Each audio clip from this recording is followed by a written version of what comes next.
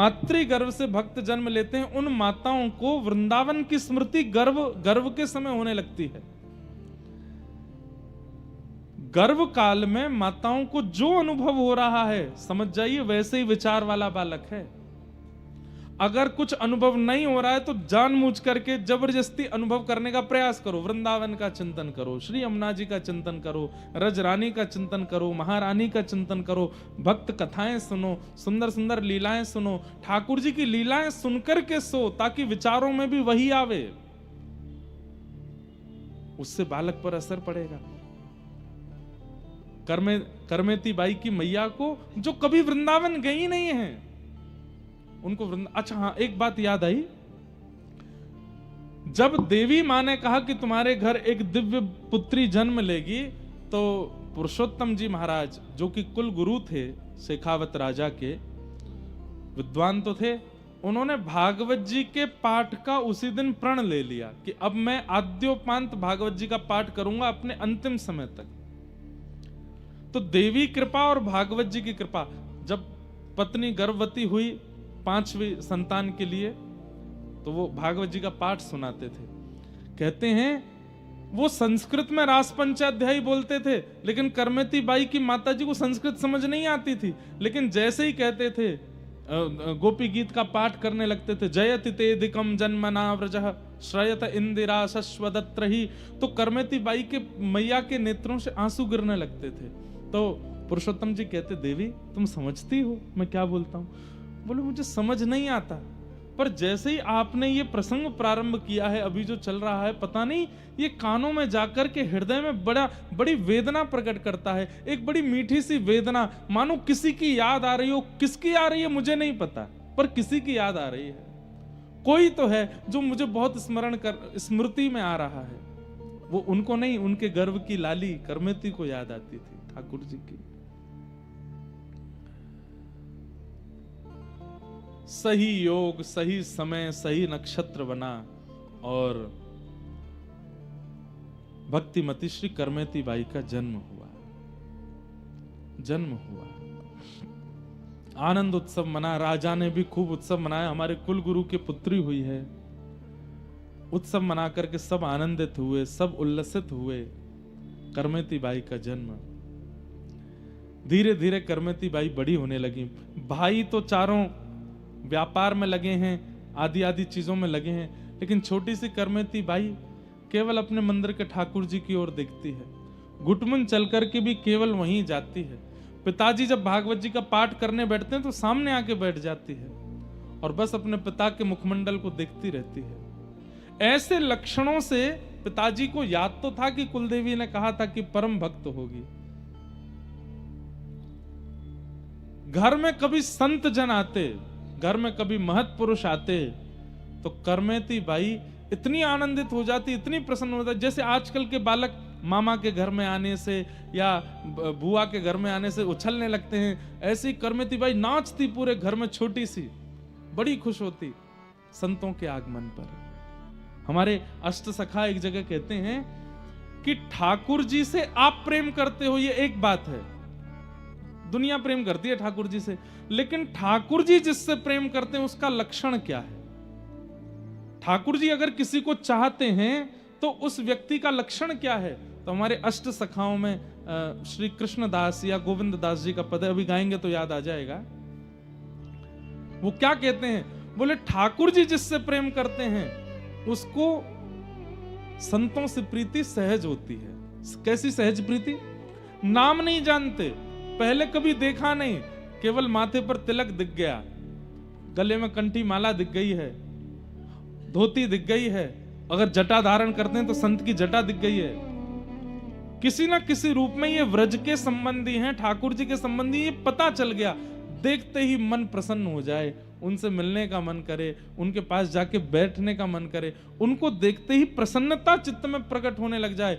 हरि जनों को देख करके आनंद चित्त में उमड़े तो समझो हरि आपसे प्रेम करते हैं, आपसे हरि का प्रेम है। राधा रमण जी को देख करके तो सब जय जयकार कर देते हैं, पर हरिजनों को देख करके जो प्रसन्न हो जाए, हरिजनों को देख करके जिसके नेत्र सजल हो जाएं, हरिजनों को देख करके जिसके चित्त में अति आनंद बढ़ जाए, समझो ठाकुर जी उससे प्रेम करते हैं।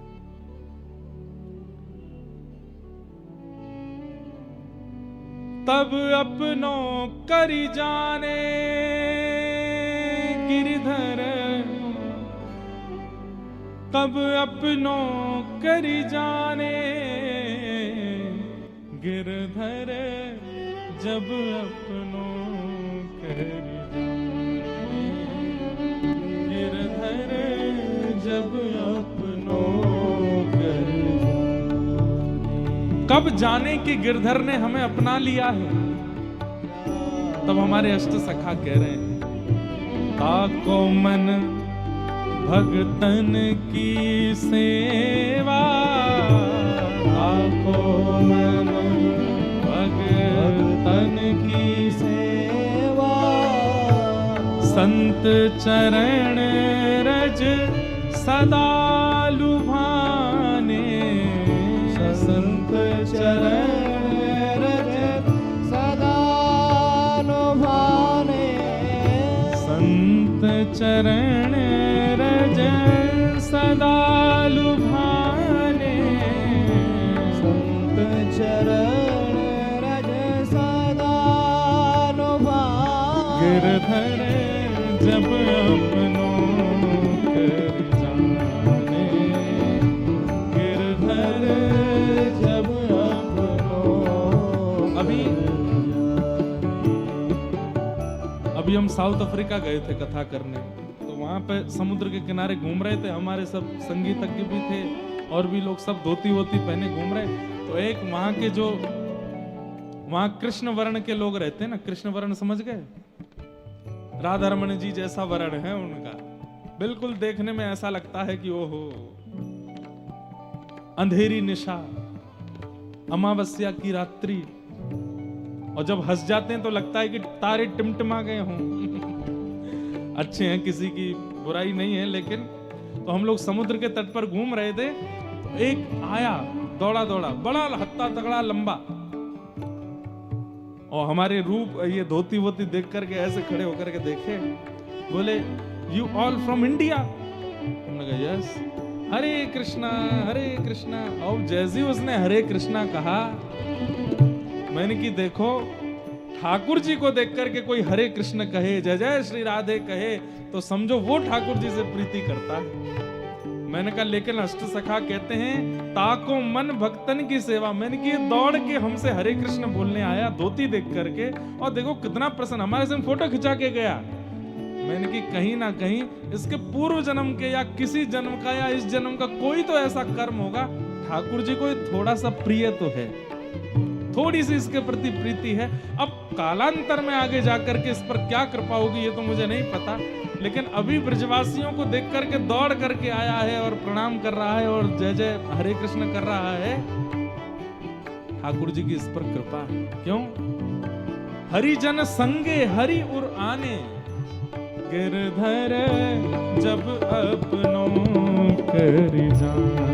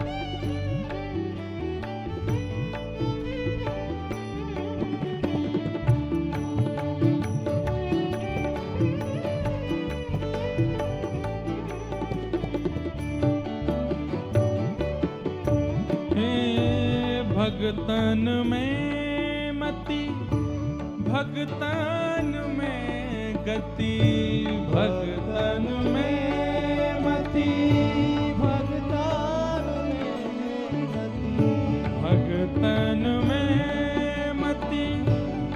भगतन में गति, भगतन में मति, भगतान में और हरि जन हरि एक कर माने, हरि जन हरि एक कर माने। घर पर कोई संत आवे, कोई ब्रजवासी आवे, कोई ब्राह्मण आवे तो उसके प्रति कोई और भावना नहीं, हरि ही आए हैं ऐसी भावना रखता हूं। कृष्ण दास मन वचन कर्म करी, कृष्ण दास मन कृष्ण दास मन वचन कर्म करी, कृष्ण दास मन वचन कर्म करी।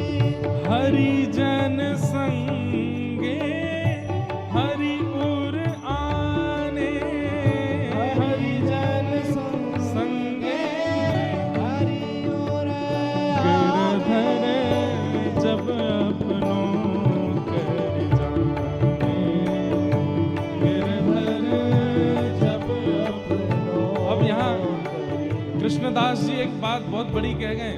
अभी आपने कथा में सुन लिया, मैंने आपसे कह दिया कि हरिजनों से जिसका प्रेम है ठाकुर जी का उससे प्रेम है। तो हो सकता है बनावटी रूप में आप अभी कल से करना शुरू कर दो। कोई भक्त दिख गया, कोई ब्रजवासी दिख गया, कोई तिलकधारी दिखा, कोई धोती वाला दिखा, कोई जटा वाला दिखा, किसी भी रूप में भगवत प्रेमी कोई दिखा तो आप उसका सम्मान करने लगे क्योंकि आप कथा में सुन के गए हो। लेकिन कह रहे हैं बनावटी रूप में सम्मान नहीं, मन वच कर्म। इंद्रेश जी कह के गए हैं हरि के प्रिय वही हैं जो हरिजनों से प्रेम करें, इसलिए कर दो। मन तो नहीं है इनको घर में बुलाने का, लेकिन ठीक है वो बैठाओ, इनके चरण धोवी लो, इनके चरण चिन्ह थोड़े ले लो, है नहीं मन लेकिन करना पड़ेगा। क्या बताएं, वो कह के गए हरिजनों से प्रीति होनी चाहिए ना।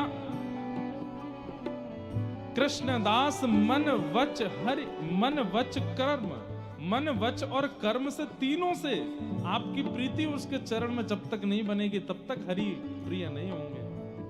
क्योंकि हरिजन संगे हरि उर आने, हरिजन जब घर आता है उसी क्षण हरि चित्त में आ जाते, हरि हृदय में आ जाते। गिरधर जब अपनों कर जाने, गिरधर जब अपनों।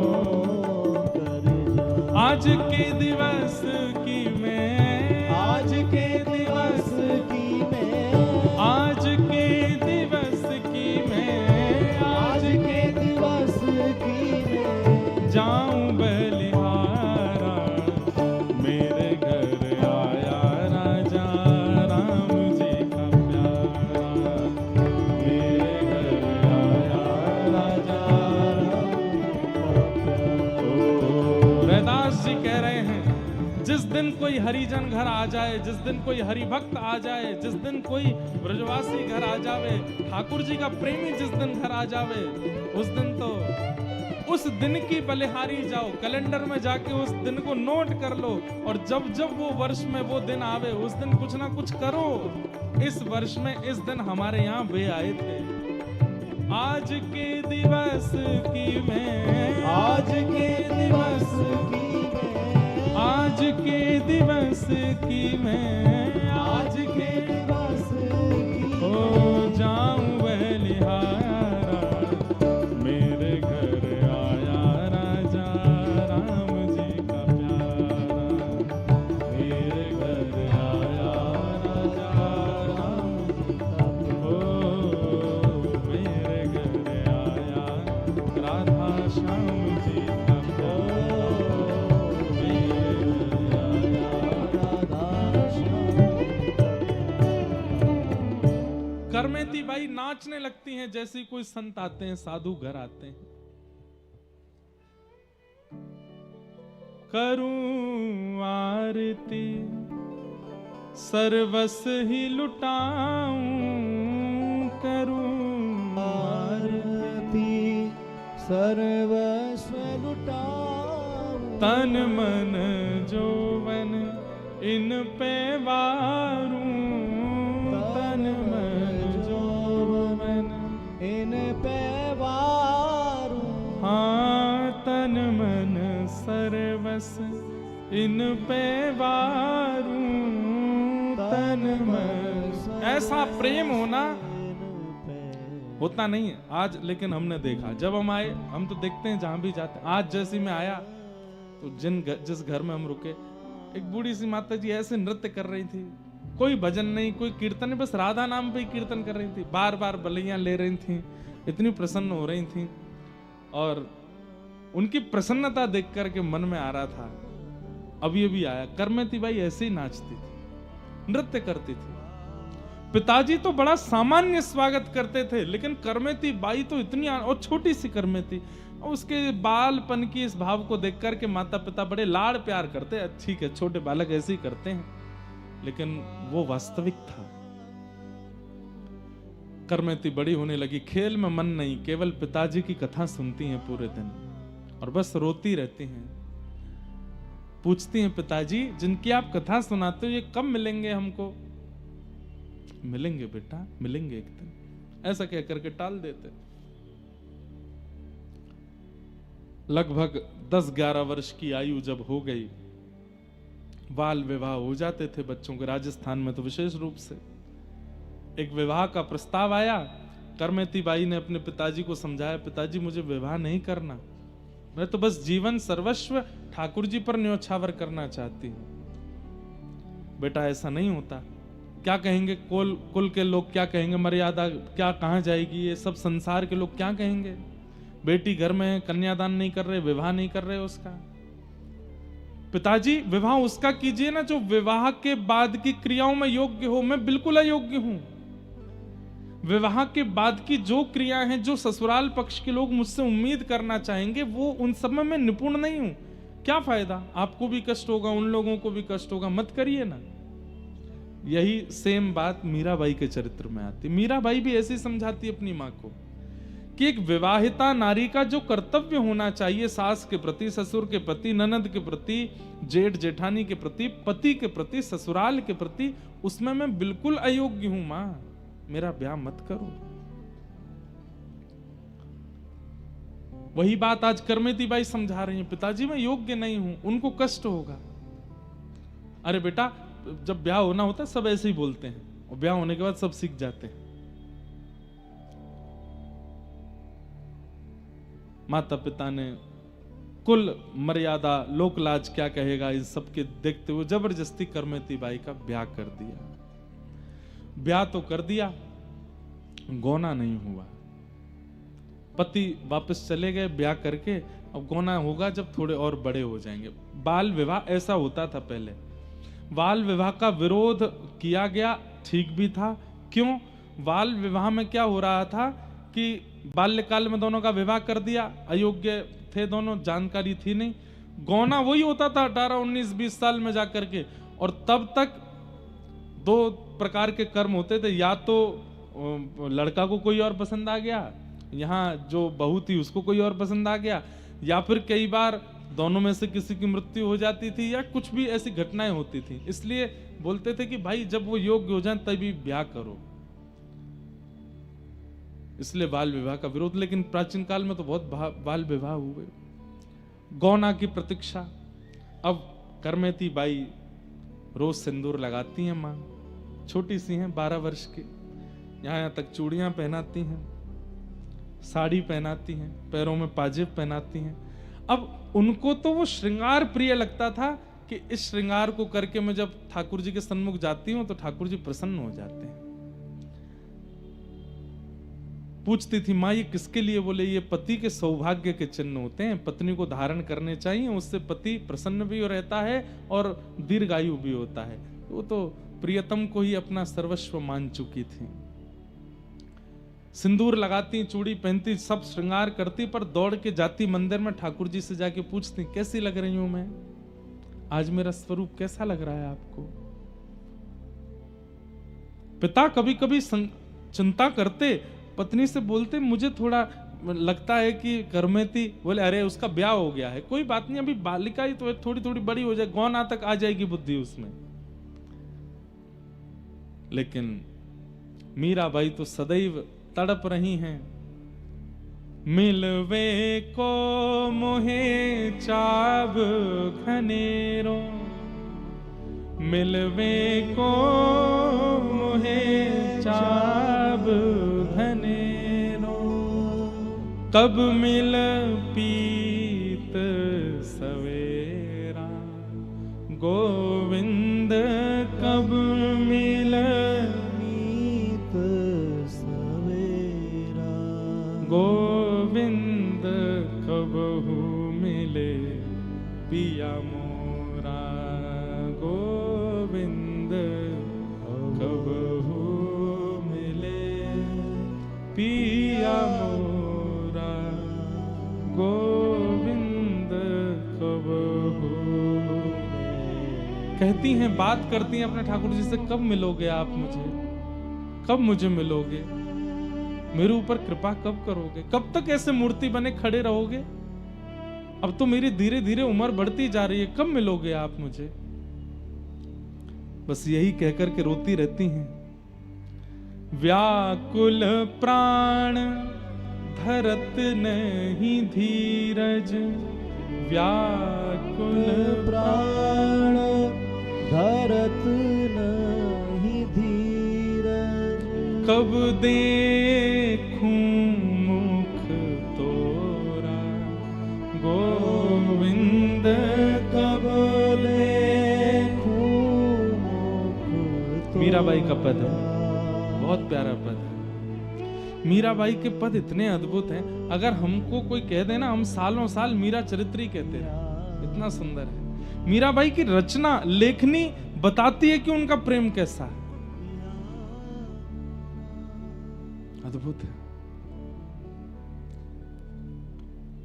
मीरा के प्रभु गिरधर नागर, मीरा के प्रभु गिरधर नागर, ताप तपन बहु तोरा, गोविंद ताप तपन बहु तोरा, गोविंद कबहू मिले पिया मोरा।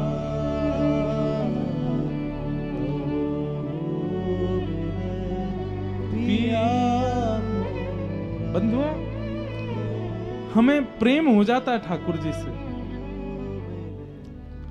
हम चाहने लगते हैं ठाकुर जी को, पर ऐसा विरह नहीं मेरे को देखने में आया अभी तक कि बस व्याकुल हो गए हों ठाकुर जी के लिए, ऐसे नहीं हुए अभी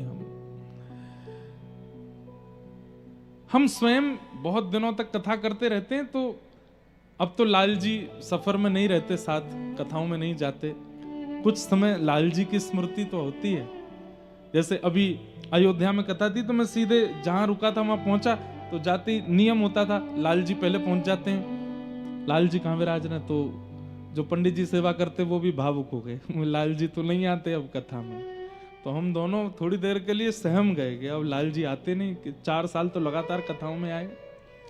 तो अभी घर पे बात करते हैं तो कहते हैं अब लाल जी को ले जाएं क्या कथा में, मन बड़ा विचलित होता है कभी कभी।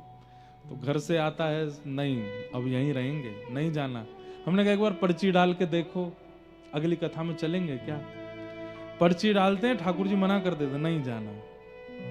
और विरह हो जाता है चित्त में कि उनका मन नहीं है, वो कह चुके थे कि ब्याह उला के बाद हम घर रहेंगे, घर ही रहते हैं, लेकिन मैं हूं ले जाऊंगा, पर्ची बिना डाले ले जाऊंगा, पूछूंगा ही नहीं।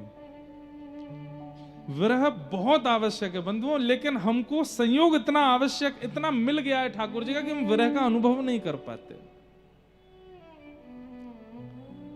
ये जो अश्रु गिरते हैं ना प्रेम विरह में, कृष्ण विरह में, ये अश्रु नहीं है, हमारे चित्त में जितने भी दोष हैं ठाकुर जी से मिलने वाले, वो सब एक एक बिंदु करके निकलते हैं। जितने निकलेंगे उतने स्वच्छ हो जाएंगे हम, पर वो निकलते ही नहीं है, रह जाते हैं भीतर।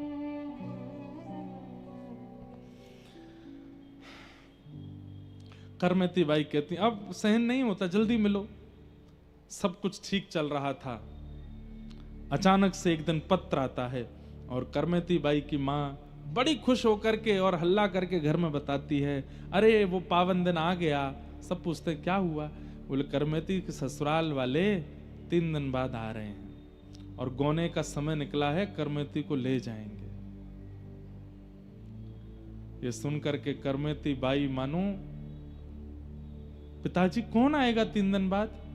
बोले तेरा बेटी ब्याह हुआ था ना 5 साल पूर्व। बोले वो तो माँ ने कहा था खेल हो रहा है। बोले नहीं बेटा, वो तो जब छोटी थी इसलिए हमने ऐसा बोल दिया था।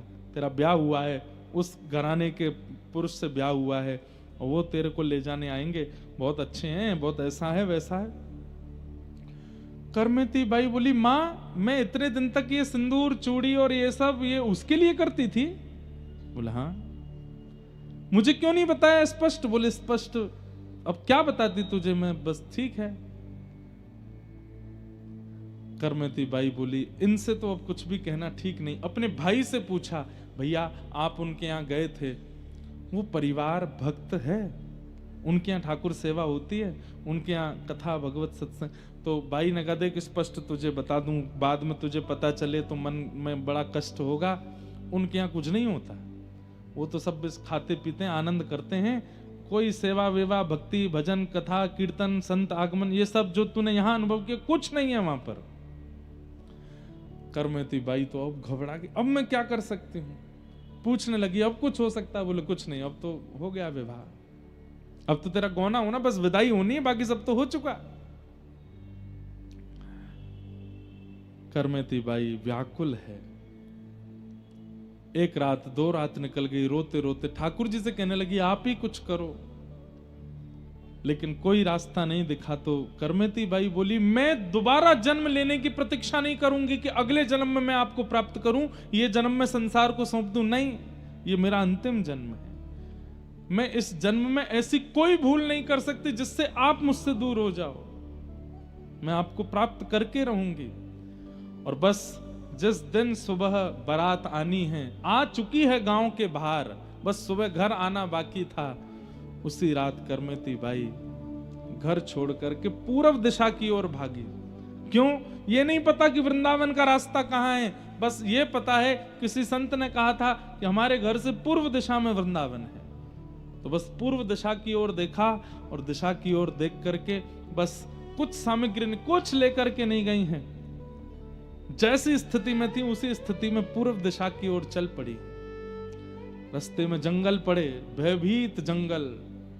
छोटी सी करमेती बाई 16 वर्ष की हैं, बस जगह जगह हिंसक जीव मिल रहे हैं और सबसे बस जाके कह देती हैं मुझे कृष्ण मिल जाए, उसके बाद मेरे को नष्ट कर देना, मेरे प्रियतम मुझे मिल जाए, उसके बाद तुम मुझे आहार बना लेना, मुझे एक बार ठाकुर जी मिल जाए, मैं खुद लौट के तुम्हारा आहार बनने आ जाऊंगी, बस एक बार देख लूं उनको। सुबह का समय हुआ, बारात आई, करमेती को कक्ष में खोजने गए, नहीं मिली। रसोई में खोजा, बाहर ढूंढा, पीछे ढूंढा, गांव में ढूंढा, सब जगह ढूंढ लिया, लेकिन करमेती नहीं मिली। माता पिता, सुबह से शाम हो गई, बारात बैठी है, कहां है बहू? बस अभी मिल जाएगी, अभी मिल, ऐसे करके 2 दिन तक बारात को रोक के रखा। अंत में बताना पड़ा कि करमेती मिल नहीं रही है। शेखावत राजा जिनके कुल गुरु थे, उनको पता चला कि पुत्री घर में मिल नहीं रही है। पिता ने कहा मुझे एक ही संशय है। बोले क्या? वो वृंदावन गई होगी। वो श्याम सुंदर से बहुत प्रेम करती, पर हमें लगता था ये उसका बालपन है, हम थोड़ी जानते थे कि वो इतनी तन मन धन से न्यौछावर हो चुकी है। हे राजन, आप रक्षा कीजिए, मेरी पुत्री ढूंढी है। सेना लगा दी, बोले ढूंढो। उस सेना को लगाया जो बड़े बड़े युद्ध में जाती थी कि ढूंढ के लाओ, हमारे कुलगुरु की पुत्री को ढूंढ के लाओ। करमेती बाई भूखी प्यासी बस पूर्व दिशा की ओर, यही पता है पूर्व दिशा। अब उसमें नदी कभी आ जाती है तो बेचारी नदी पार करती हैं, कभी घने जंगल आ जाते हैं तो उसको पार करती हैं, कभी कुछ और पड़ता है, गांव पड़ते हैं तो छुप छुप के वहां से निकलती हैं। बस पूर्व दिशा नहीं छोड़नी, यहीं रहते हैं श्याम सुंदर, यहीं है वृंदावन। क्या समझ में आया अब तक की कथा सुन के? करमेती बाई को प्रेम हुआ ठाकुर जी से, ठाकुर जी को प्रेम हुआ है करमेती से। प्रेम तो मुझे भी है, आपको भी है, पर हम ऐसे व्याकुल नहीं होते। ऐसी व्याकुलता, ऐसी तत्परता, ऐसी निर्भयता और ऐसी लगन तो उसमें आती है जिसको ठाकुर जी प्रेम कर रहे हो।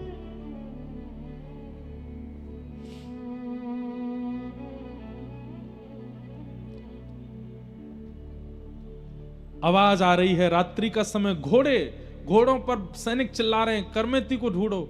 उसका ऐसा रूप रंग है, मां ने बताया था, लाल वस्त्र पहन करके है, गले में सोने के आभूषण पहने हैं आदि, ऐसा हल्ला मचा रहे थे सब जगह।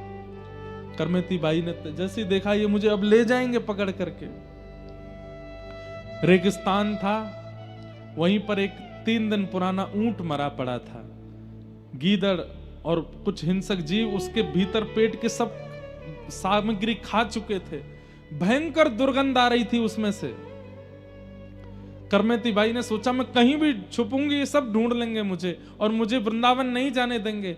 एक ही उपाय है, ये विशाल ऊंट का कंकाल पड़ा है, इसके अंदर छुप जाती हूं। जब समीप गई तो ग्रंथ में लिखा है कि करमेती बाई को 2 बार बमन की इच्छा हुई। इतनी दुर्गंध थी कि सह नहीं पा रही हूं। 3 दिन से भूखी हैं, अन्न भी नहीं खाया, और जब उसके पास गई तो इतनी दुर्गंध थी कि वहां खड़ी नहीं हो पा रही थी। लेकिन मन में विचार करती हैं, संसार, अगर आज करमेती तूने इस दुर्गंध को नहीं सहा तो ये पकड़ के ले जाएंगे और जीवन के अंतिम श्वास तक संसार के विषय की दुर्गंध सूंघनी पड़ेगी। वो जीवन भर की विषय की दुर्गंध सूंघने से अच्छा है कुछ समय की इस ऊंट की दुर्गंध को सहले करमेती प्रियतम मिल जाएंगे।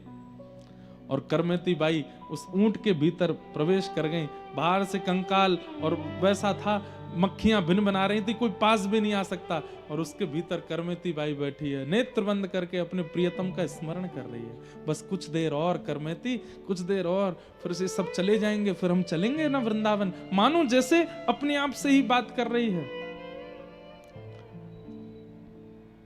सैनिक जन आसपास आए, मरे हुए ऊंट को देख करके मक्खियां भिन बना रही हैं। दुर्गंध के कारण सैनिक ही घबरा गए, मुंह बंद, अरे जल्दी निकलो यहां से, निकलो भैया, यहां कैसे रुक सकते हैं। और 2 दिन तक करमेती बाई उस ऊंट के कंकाल में ही रही भीतर। ये मानव रह सकता है? नहीं रह सकता। ठाकुर जी जिसको बुला रहे हैं वो रह लेगा, वो कैसी भी व्यवस्था में रह लेगा। 2 दिन बाद करमेती बाई के प्रसंग में आता है, जब वो वृंदावन गई और वहां जाकर के जब लोगों ने उनकी पता किए तो एक संत ने उनसे पूछा, हमने सुना करमेती जी आप ऊंट के कंकाल में रही थी। बोले हाँ।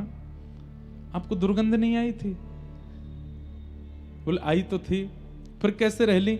बोले भैया जब मातृ गर्भ में हम 9 महीना रह सकते हैं संसार के रसों को भोगने के लिए, तो कृष्ण प्राप्ति के लिए मैं 2 दिन यदि ऊंट के कंकाल में रह ली तो इसमें कौन सी बड़ी बात है। हम सब वह दुर्गंध सह करके आए हैं 9 महीने मां के गर्भ में, केवल किस लिए? ताकि संसार में जन्म लें और संसार में जन्म लेके संसार के रसों का सुख ले सकें। संसार के सुख के लिए 9 महीना उस मलमूत्र के भांड में रह सकते हैं, कृष्ण सुख के लिए 2 दिन में अगर ऊंट के अंदर रह ली तो इतनी आश्चर्य की बात क्या है? कोई आश्चर्य। करमेती बाई के प्रसंग में यह आता है कि उनके उत्तर सबको आनंदित कर देते थे। ऊंट के कंकाल से बाहर निकली, संतों की टोली जा रही थी। करमेती बाई बोली ये निश्चित वृंदावन जा रहे होंगे, मैं इनके साथ हो लेती हूँ। दौड़ी दौड़ी करमेती बाई गई और संतों से बोली आप लोग कहाँ जा रहे हैं? बोले हम लोग अभी वृंदावन जा रहे हैं। बोले मुझे भी ले चलो। संत जन बोले तुम में से बहुत दुर्गंध आ रही है, कहाँ से आई हो? बोले ये दुर्गंध तो क्षणिक है, अभी चली जाएगी। संतों ने उनको छूने से मना किया, थोड़ा आगे पीछे होने लगे, लेकिन एक संत समझ गए। उन्होंने कहा सुनो चिंता नहीं करो, अभी आगे एक घाट आएगा, वहां गंगा जी बह रही है, वहां स्नान करेंगे, तुम स्नान कर लेना। और श्री करमेती बाई गंगा स्नान करी और उन संतों की टोली के साथ श्री करमेती जी वृंदावन पहुंची। आहा, वृंदावन सांचो धन भैया। जैसे ही वृंदावन की ओर पहुंची हैं, यही कई मानो ऐसा लगता है कि एक जैसा ही स्वरूप मीराबाई और करमेती जी का है। जैसे मीराबाई जब पहली बार वृंदावन गई तो वृंदावन समीप आ रहा है, ये जैसे ही खबर सुनती कि अब वृंदावन इतने किलोमीटर रह गया तो मीराबाई को मूर्छा आ जाती थी, वृंदावन आने वाला है। करमेती बाई भी ऐसी हो रही हैं, जैसे ही संत जन कहते अरे भैया बस थोड़ी देर और, बस वृंदावन आने वाला है, तुम करमेती बाई मूर्छित होकर गिर पड़ती वृंदावन का नाम सुनते। होश में आती, संत जन कहते क्या हुआ? मेरे प्रियतम रहते हैं वहां पर। रूप स्वरूप श्रृंगार देख करके संतों को ऐसा लगता कि शायद ब्याह हुआ होगा, वहां पर अपने पति से मिलने के लिए जा रही है। लेकिन सोचते भी थे कि अकेली क्यों जा रही है, इसके साथ कोई है क्यों नहीं। बोले अब हमें क्या सोचना, चल रही है तो चलने दो। करमेती बाई वृंदावन पहुंची, और जब वृंदावन पहुंची यमुना जी में स्नान किया, अपने वस्त्र, अपने श्रृंगार, जो कुछ भी था सब त्याग दिया। बंधुओं, सुनने में थोड़ी अटपटी बात है, पर श्री करमेती बाई जी केवल पत्र पहन करके रहती थी, पत्ते, वट के बड़े बड़े पत्तों को धारण करके रखती थी, कोई वस्त्र नहीं पहनती थी। यमुना जी का जल पीती थी और व्रजरज खा करके अपना पेट भरती थी। अरे भोरी सखी जी का हमने चरित्र सुना, वहां पर भी इतने हृदय में कंपन हो जाता है कि वो सेवा कुंज में बंदरों को डालने वाले चने, वो चने जब बंदर खा जाते उसके बाद जो चने की गुठली बच जाती उसको खा करके भोरी सखी रही वृंदावन में। श्री हमारे हित संप्रदाय के एक आचार्य भोलानाथ जी, भोरी सखी, चनों के छिलके खा करके रहते थे। उनके लिए हमको मन में ऐसा आ रहा था कि राम राम कैसे रहे होंगे, लेकिन आज करमेती बाई जी के चरित्र को देख के लगता है रज खा करके रहती हैं, व्रज रज खाती हैं, यमुना जल पीती हैं और पड़ी रहती हैं बस।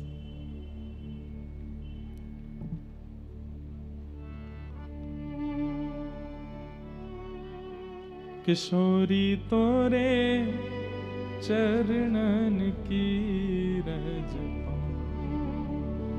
बैठी रहूं कुलजन के कोने, श्याम राधिका गाऊं,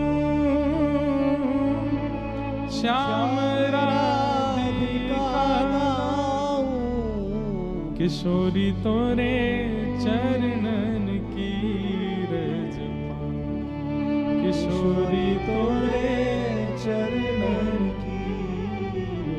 चारज को ब्रह्मादिक तरसत, चारज को ब्रह्मादिक तरसत, सोरज शीश चढ़ाऊं, सोरज शीश चढ़ाऊं, व्यास स्वामिनी की छवि निरखत, व्यास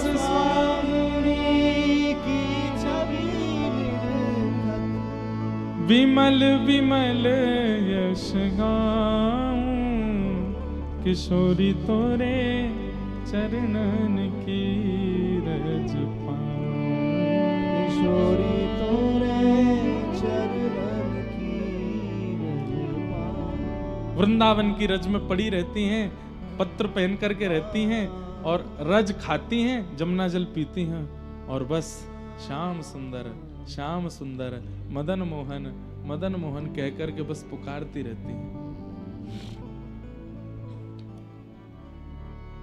मंदिर में जाती हैं, दर्शन करती हैं। गोविंद देव जी तभी प्रकट हुए थे कुछ साल पहले ही। गोविंद देव, राधारमण आदि ये सब बस इनको शतक मात्र हुए होंगे, तभी उसी काल में पहुंची हैं। जाकर के मंदिर में दर्शन करती हैं, सेवा आदि के लिए पूछती हैं और वहां कुछ सेवा करती हैं, मंदिर में मार्जन आदि कर देती हैं। कभी यमुना तट पर जाकर के करती हैं, कोई प्रसाद दे दे तो पा लेती, नहीं तो रज ही पाती हैं, रज ही उनका भोजन है।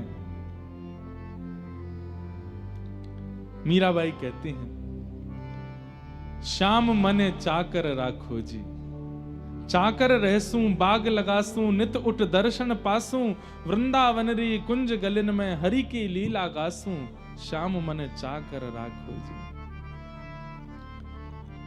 हे थारी चाकरी में चूक कोनी राखू मारा सावरिया राखू मारा सावरिया चाकर राखो जी। हे थारी चाकरी में चूक कोनी राखू मारा सावरिया राखो मारा सावरिया चाकर राखो जी। हे गिरधारी मने चाकर राखो जी। गिरधारी मने चाकर। एक बात समझिए, ठाकुर जी की चाकरी चाहिए तो उससे पहले जैसे कहीं बड़ी जगह जॉब चाहिए तो आपका रिज्यूम देखा जाता है कि हाँ भाई पहले और कहाँ कहाँ नौकरी कर चुके हो, कितना आपका अनुभव कितना है। और अगर अनुभव अच्छा नहीं होता ना तो जॉब में अच्छी सैलरी नहीं मिलती।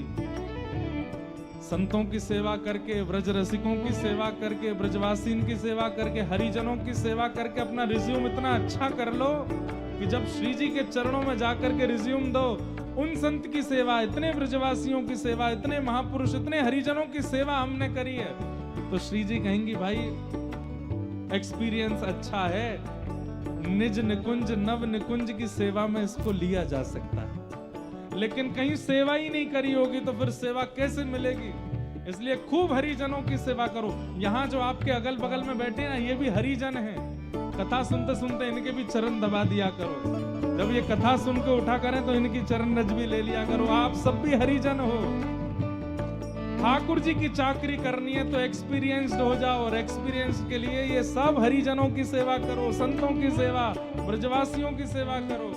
थारी चाकरी में चूक कोनी राखू मारा सावरिया राखू मारा सावरिया चाकर राखो जी। गिरधारी मने चाकर राखो जी। थारी चाकरी में चूक कोनी राखो मारा सावरिया राखो मारा सावरिया चाकर राखो जी। हे गिरधारी मने चाकर राखो। हे गिरधारी बोलो राधारमण लाल की।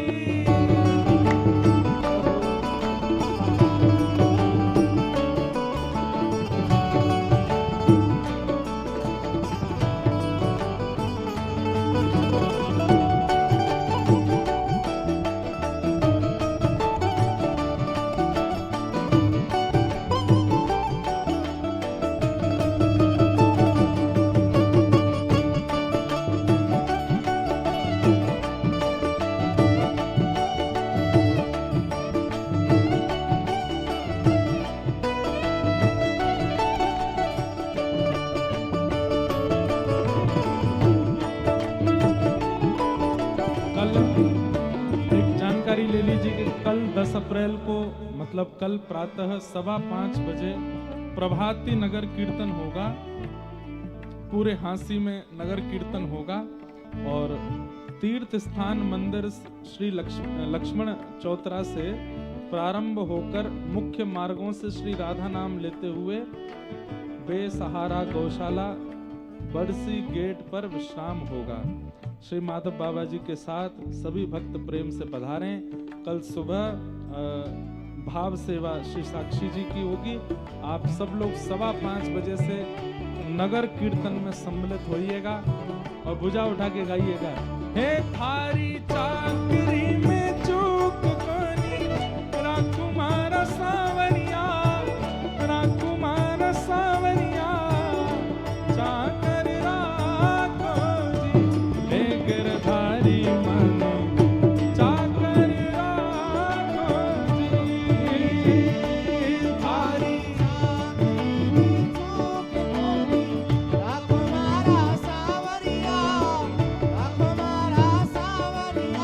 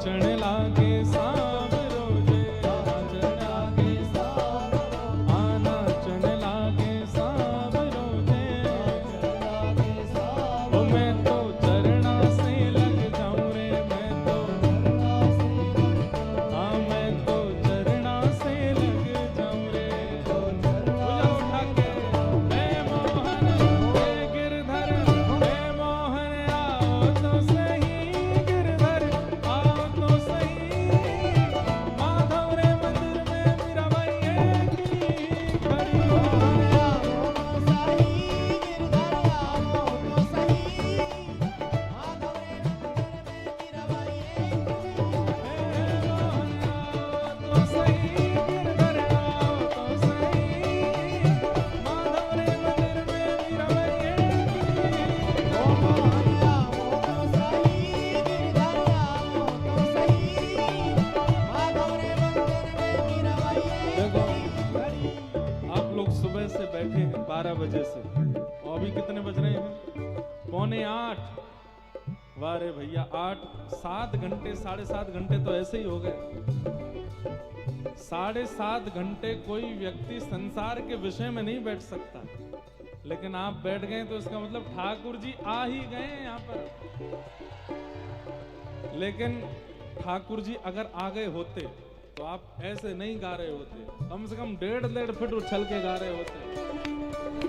मोहन हे गिरधर हे मोहन आओ तो सही गिरधर आओ तो सही माधव रे मंदिर में मीराबाई एकली खड़ी मोहन आओ तो सही गिरधर आओ तो सही माधव रे मंदिर में मीराबाई एकली खड़ी मोहन आओ तो सही गिरधर आओ तो सही माधव रे मंदिर में मीराबाई एकली खड़ी मोहन आओ तो सही गिरधर आओ तो सही माधव रे मंदिर में मीराबाई एकली खड़ी मैं गिरधर की गिरधर मेरो गिरधर की गिरधर मेरो मैं गिरधर की गिरधर मेरो गिरधर की गिरधर मेरो मैं गिरधर की गिरधर मेरो गिरधर की गिरधर मेरो मैं गिरधर की गिरधर मेरो गिरधर की गिरधर मैं गिरधर की गिरधर मेरो गिरधर की गिरधर मेरो मैं गिरधर की गिरधर मेरो गिरधर की गिरधर मैं गिरधर की गिरधर मेरो गिरधर की गिरधर मैं गिरधर की गिरधर मेरो जय जय श्री राम जय जय श्री राम जय जय श्री राम।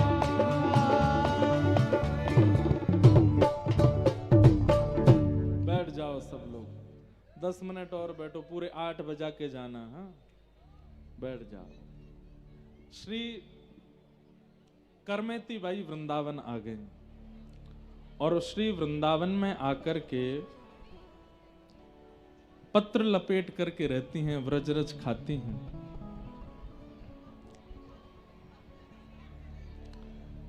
बिल्कुल शांति से, अभी कथा चल रही है, सब लोग शांति से विराजो।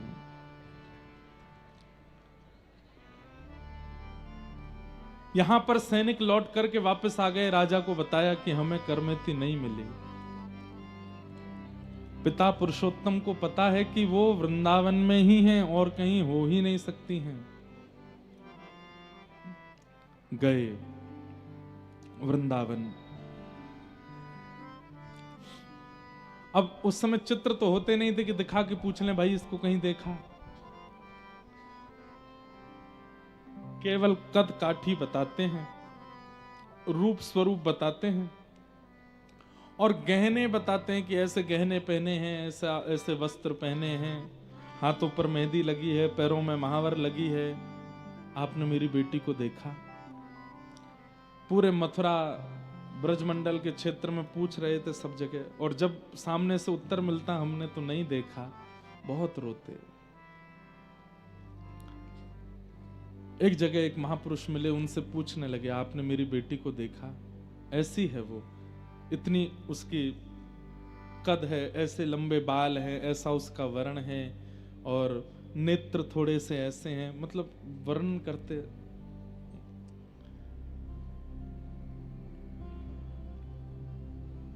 तभी वो एक संत से बात कर रहे थे, वहीं पर एक मेहतरानी थी। उस मेहतरानी ने वो बात सुन ली और कहा, बोले ऐसा कद है, ऐसी काठी है, ऐसा सब स्वरूप है, सब कुछ बिल्कुल, मतलब थोड़ी बहुत बातें उनसे मिल गई। बोले हाँ हाँ हाँ ऐसा ही है।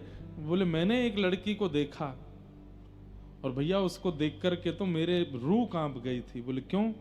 बोले वो रज खाती है, रज खा कर के रहती है, यमुना जल पीती है और श्याम सुंदर का भजन करती रहती है। कभी कभी मंदिर दर्शन करने चली जाती है, यमुना जी के तट पर पड़ी रहती है, पर उसके कोई आभूषण वस्त्र नहीं है, पत्ते पहन करके रहती है।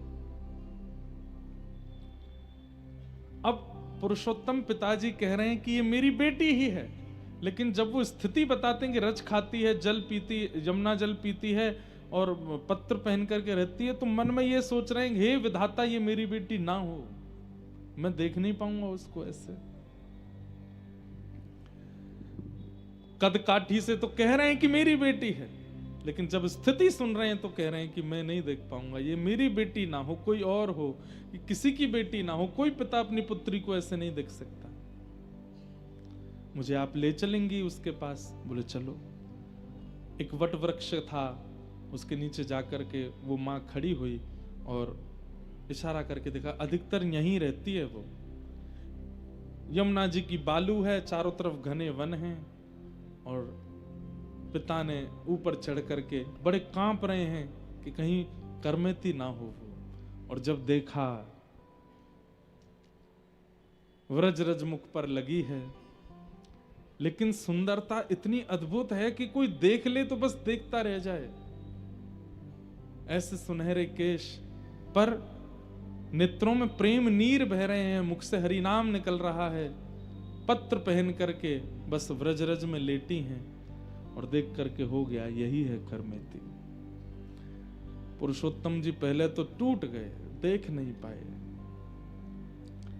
और जैसे तैसे उठ करके देखे और देख करके बोले ये क्या हो गया मेरी पुत्री को, ये कैसा इसने स्वरूप बना लिया, इसके वस्त्र कहां गए, इसके सब गहने कहां चले गए।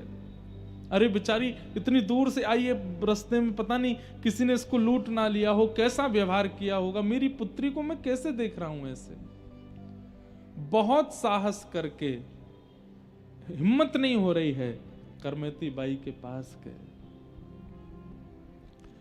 कर्मेती बाई उस समय मानसी चिंतन में थी, और मानसी चिंतन में क्या अनुभव कर रही थी कि श्री ठाकुर जी रास विहार कर रहे हैं और श्री प्रिया जी के साथ रास विहार करते हुए कर्मेती को बुला रहे हैं। लेकिन जैसी कर्मेती उठ के खड़ी होती हैं, वो रास का स्वरूप अंतर ध्यान होता है, रो के फिर से गिर पड़ती हैं, हे श्याम सुंदर मत तड़पाओ, ऐसे मत जाओ, अब तो आ जाओ। बंधुओं, ठाकुर जी, कई बार आप चैतन्य चरितामृत सुनेंगे और भी कई कथाएं सुनेंगे तो आपके मन में एक प्रश्न उठ सकता है कि ठाकुर जी इतना विरह दे क्यों देते हैं। मैंने पहले ही इसका उत्तर दिया है कि अत्यंत विरह चित्त का मार्जन करता है, पवित्रीकरण होता है। जो व्यक्ति प्रेम करता है लेकिन प्रेम में कभी व्याकुल ना हुआ हो, उसका प्रेम पवित्र नहीं होगा। चाहे संसार में घटा लीजिए इस बात को, वैसे संसार में प्रेम होता नहीं, प्यार होता है, पर संसार में भी यदि किसी के प्रति प्रीति है और उस व्यक्ति के प्रति व्याकुलता नहीं है, कभी उस व्यक्ति की याद में, स्मृति में रुदन नहीं हुआ है, या उसके दर्शन की इच्छा में कभी व्याकुलता नहीं है, तो प्रेम पवित्र नहीं है। आप बड़ी सहजता से उसे जाने देते हो, या बड़ी सहजता से उससे दूर रह लेते हो, या बड़ी सहजता से आप निर्वहन कर लेते हो, तो आप प्रेमी नहीं हो। प्रेमी तो व्याकुल हो जाता है, बिन जल मछली जैसे तड़पती है वैसी स्थिति हो जाती है। और जब वह प्रेम ठाकुर जी के साथ हो तो वो स्वतंत्र स्वच्छंद प्रेम होता है, तो उसमें जब तक व्याकुलता नहीं होती ठाकुर जी मिलते नहीं है, क्योंकि व्याकुल व्यक्ति का ये स्वरूप है कि वो पवित्र है। व्याकुल नहीं है इसका मतलब वो मन और भी जगह लगा सकता है, इसलिए वो व्याकुल नहीं है। लेकिन व्याकुल चित्त तो एक ही जगह का रहता है, इसलिए ठाकुर जी और व्याकुलता देते हैं ताकि इसका चित्त में थोड़ा बहुत भी अगर संसार हो तो वो भी पवित्र हो जाए। इसका प्रमाण रास पंचाध्याय, जब गोपियों को ठाकुर जी नहीं मिले, गोपी गीत गाया, और गोपी गीत गाने के बाद में जब व्याकुल स्थिति में गोपियां रुरुदु स्वस्वरम राजन कृष्ण दर्शन लाल सा विकल होकर के रोने लगी, गोपियां अत्यंत व्याकुल हो गईं, तब ताशाम आविर्भूत सौरी स्मयमाय मुखाम्बुज पीतांबर धरश रघवी साक्षान मनमत ठाकुर जी प्रकट हो गए। इसका मतलब क्या है? व्याकुलता नेत्रों का नीर। मैंने पहले भी कहा, जितने बूंद गिर रही हैं नेत्रों से, समझो उतने दोष निकल रहे हैं। कृष्ण विरह में यदि रो रहे हो तो, संसारी विषय में नहीं, कृष्ण विरह में, वृंदावन की याद में, अपने सदगुरु की याद में, ठाकुर जी की स्मृति में, श्री जी की स्मृति में रुदन चित्त का मार्जन कर रहा है, पवित्रीकरण कर रहा है। इसलिए ठाकुर जी कभी कभी अति विरह भी इसलिए दे देते हैं, तो थोड़ा बहुत भी और जो विषय रह गया वो भी निकल जाए चित्त से। लेकिन उसी समय पिता आ गए, और रोती बिलकती करमती बाई बस रो रही थी, श्याम सुंदर कहाँ चले गए। पिता ने बड़े धीमे से करमती जी का स्पर्श किया, स्पर्श करते ही वो भाव साम्राज्य टूट गया, नेत्र खुले, सामने पिता को देखा। अब देखो कैसी विपरीतता, ठाकुर जी की याद में रो रो के बेहाल हैं, लेकिन पिता को देख करके नहीं रोए करमती बाई। पिता टूट के गिर पड़े सामने, करमती मेरी लाली, मेरी पुत्री, मेरी बेटी, ये तेरी कैसी स्थिति हो गई, ये क्या कर रखा है तूने?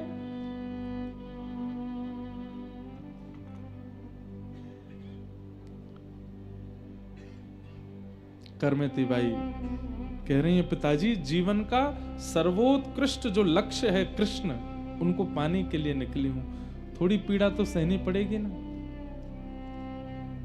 तेरे वस्त्र कहां हैं? वो सब कहां हैं जो माँ ने पहनाए थे? यहां आकर के भी आपको उन्हीं सब का चिंतन है। सब बहा दिया यमुना जी ने, क्योंकि जब तक वो रहते विषय की स्थिति चित्त से जाती नहीं, इसलिए निकाल दिया।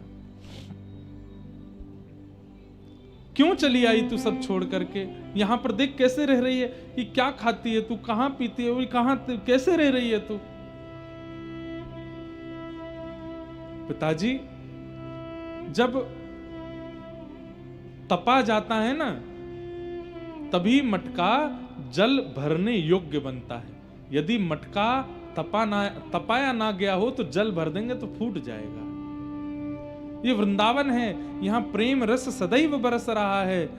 उस रस को अपने अंदर समाहित करने के लिए मैं अपने मटके रूपी इस तन को तपा रही हूं, ताकि उस रस को रख सकूं अपने अंदर। कितनी सुंदर बात। हम लोग वृंदावन जाके, अयोध्या जाके, बद्रीनाथ जाके, तीर्थों में जाकर के भी अति व्यवस्थित होना चाहते हैं, अति व्यवस्थित होना चाहते हैं। व्यवस्थित मतलब तपन नहीं है, तपाया नहीं जा रहा है। तप का मतलब क्या होता है? विपरीत परिस्थिति का अनुभव करना। गिरिराज जी की परिक्रमा कर रही है, थोड़ी देर में नहीं लगी तो रिक्शा कर लेते हैं, चलो पैदल नहीं तो ऐसे लगा लो। नहीं, तपाइए अपने आप को। नहीं लग रही है तो बैठ जाओ, थोड़ी देर आराम करके लगाओ, लेकिन लगाओ पैदल ही। दंडवती कर रहे हो तो दंडवती लगाइए, उसमें ये नहीं कि थोड़ी कम हो जाए, थोड़ी ज्यादा हो जाए, मेरी 2-4 किलोमीटर कोई और कर देता तो कितना अच्छा रहता ना। एकादशी का व्रत है तो द्वादशी का चिंतन कर रहे हैं, कब आएगी द्वादशी, कब खाएंगे छोले भटूरे, कब होगा। नहीं, ये तप है, इनमें तपाइए। गुरुदेव की आज्ञा 8 माला की, 16 माला की, तो हम एक ज्यादा करें। और एक ज्यादा करने पर भी विरह हो, अरे 17 माला पूरी हो गई, 18 माला पूरी हो गई, इतनी जल्दी पूरी हो गई, मेरा तो पूरा जीवन ही नाम में निकल जाना चाहिए था। ऐसा तप ही इस शरीर को तपाता है। और तपाकर जब मटका तपता है, उसमें पानी डाला जाए तो भर जाता है, संचित हो जाता है। करमती बाई कितना अच्छा ज्ञान दे रही हैं। वृंदावन में प्रेम रस बरस रहा है पिताजी, उसको धारण करने की सामर्थ्य हर मटके में नहीं होती। कच्चे मटके उस रस को बहा देते हैं। मैं तपा रही हूं ताकि इतनी निष्ठुर हो जाऊं कि वो रस जब मुझ में आवे तो वो संभल सके। मुझे नहीं समझ आता तू क्या बोलती है, ये कैसी भाषा बोल रही है। करमती, मुझे बस एक बात का उत्तर दे। बोले क्या? तुझे एक बार भी ये नहीं लगा कि मैंने अपने पिता की नाक कटवा दी, अपनी माँ की कैसी बेइज्जती पूरे नगर में करा दी, बारात घर पर थी और तू भाग गई वृंदावन। करमती बाई बोलती है, मेरी भाषा आपको समझ में नहीं आती पिताजी, फिर प्रश्न क्यों कर रहे हो? नहीं, इसका उत्तर दे मुझे। करमती बाई कहती है, मैंने आप ही की कथा में सुना था, आंखों का साफल्य, नाक का साफल्य, कान का साफल्य, सर्वांगीण देह का साफल्य तब है जब वह कृष्ण में है। यदि कृष्ण युक्त नहीं है तो हमारे देह का कोई साफल्य नहीं है। इससे ये बात सिद्ध होती है पिताजी, जो भजन करते हैं ना, नाक उन्हीं की होती है, और जो भजन नहीं करते उनके नाक नहीं होती। तो जिनके नाक नहीं है, कितनी भी कटे, क्या बुराई? आपने ठाकुर जी को उद्देश्य नहीं माना, माने ठाकुर जी को उद्देश्य नहीं माना। आप भेज रहे थे मुझे उस परिवार में जिस घर में ठाकुर जी का भोग तक नहीं लगाया जाता। आपकी तो नाक पहले ही नहीं है। हाँ, मैं अगर वहां गौना करके चली जाती तो मेरी नाक कट जाती, क्योंकि मेरी नाक थी। मैं ठाकुर जी का स्मरण करती हूँ, ठाकुर जी का भजन करती हूँ, नाक उनकी कटती है जो भजन करने के बाद भी ठाकुर जी को प्राप्त नहीं कर पाते, तिलक स्वरूप धारण करने के बाद भी ठाकुर जी का अनुभव नहीं कर पाते, गुरु आश्रित होने के बाद भी जीवन जी के मर गए लेकिन ठाकुर जी को दर्शन नहीं कर पाए, उनकी नाक कटती है। जो देह प्राप्त करके, तिलक धारण करके, शिखा धारण करके, सूत्र धारण करके, तुलसी धारण करके, गुरुदेव को धारण करके, वृंदावन से संबंध बना करके मृत्यु से पहले पहले ठाकुर जी का अनुभव कर लेते हैं, उनकी नाक बचती है पिताजी। जो जीवन जी के केवल अपना देह अंत कर देते हैं, नहीं दर्शन कर पाते ठाकुर जी का, उनकी नाक कटती है। कितना बड़ा एक प्रकार से एक हम सब भक्तों के लिए कितनी चिंताजनक बात कह दी करमती बाई ने। मैं तिलक लगाता हूं, कंठी पहनता हूं, कथा करता हूं, धोती पहनता हूं, शिखा रखता हूं, यदि मृत्यु से पहले भगवत अनुभव नहीं हुआ तो मेरा धिक्कार है। मेरा तिलक लगाना, मेरा स्वरूप धारण करना, ये सब केवल श्रम हो जाएगा। करमती बाई कहती, मैं उसमें पीछे नहीं रह सकती पिताजी, मुझे अनुभव करना है। अंत में टूट गए पिताजी, भावुक होकर के बोले, हमें तेरी याद आएगी तो हम कहां जाएंगे ये बता। बोले, मैं तो शरीर हूं पिताजी, आज नहीं तो कल, और वैसे भी आप तो मुझे विदा ही कर रहे थे ना। ये सोच लीजिए ना कि उस व्यक्ति की जगह श्याम सुंदर के साथ मुझे विदा कर दिया। वृंदावन मेरा ससुराल है, यहां मैं रहूंगी। और रही बात आपके और मां के हृदय की सांत्वना के लिए, रुको। करमती बाई उठ करके खड़ी हो गई, मानो जैसे पिता को लग ही नहीं रहा उनकी बेटी, ऐसा लग रहा कोई परम सिद्ध, कोई परम योग्य, कोई ना जाने कोई महापुरुष बोल रहा हो। और करमती बाई वहीं से कूद पड़ी यमुना जी में। पिता तो एक बार को घबरा गए, ये क्या हुआ? लेकिन थोड़ी देर में करमती बाई निकली और अपनी कंठ से लगा करके एक बिहारी जी की सुंदर मूर्ति लेकर के श्री यमुना जी से प्रकट हुई और अपने पिता को प्रदान किया। चारों भैयाओं का ब्याह हो गया, मैं वृंदावन आ गई। आप और मैया इनकी सेवा करना और इनकी सेवा करके अपना जीवन सफल बना लेना पिताजी। और मेरी एक प्रार्थना, क्या? अब वृंदावन दर्शन करने आइएगा, मुझसे मिलने नहीं। मैं अपना राह चुन चुकी हूं, मैं अपना मार्ग चुन चुकी हूं, मुझे उससे मत भटकाइए पिताजी। आज भी वो बिहारी जी विराजते हैं। करमती बाई का जो गांव है, मेरी कथा भी है कुछ महीने बाद सीकर जिले में, वहीं आज भी विराजते हैं। वही पिताजी को ऐसा ज्ञान उपदेश किया, बोली अब आप जाओ वापस और मत आइएगा। अपने हृदय से ठाकुर जी को लगा करके और बस अंतिम बार करमती बाई को स्नेह नहीं प्रणाम किया, मेरे जीवन का लक्ष्य बताने के लिए लौट करके गए। अपनी पत्नी बच्चे सबको समझाया और पिताजी उनकी सेवा में लग गए। यहाँ करमती बाई दिन ब दिन स्थिति उनकी प्रेम पुलकित शरीर होता जा रहा है, प्रेम की अवस्थाएं प्रकट होती जा रही हैं। ठाकुर जी के विरह में यत्र तत्र केवल वृंदावन में रोती रहती है करमती बाई। ज्यादा अवस्था नहीं है, कुछ समय व्यतीत हुआ, रज खा खा करके रहती है।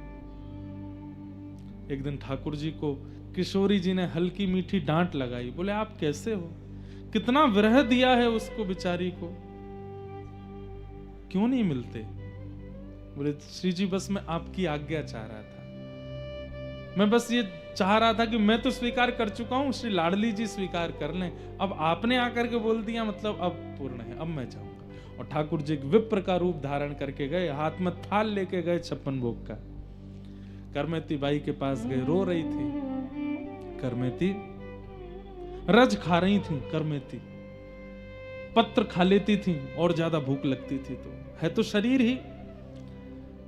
करमेती क्या कर रही है?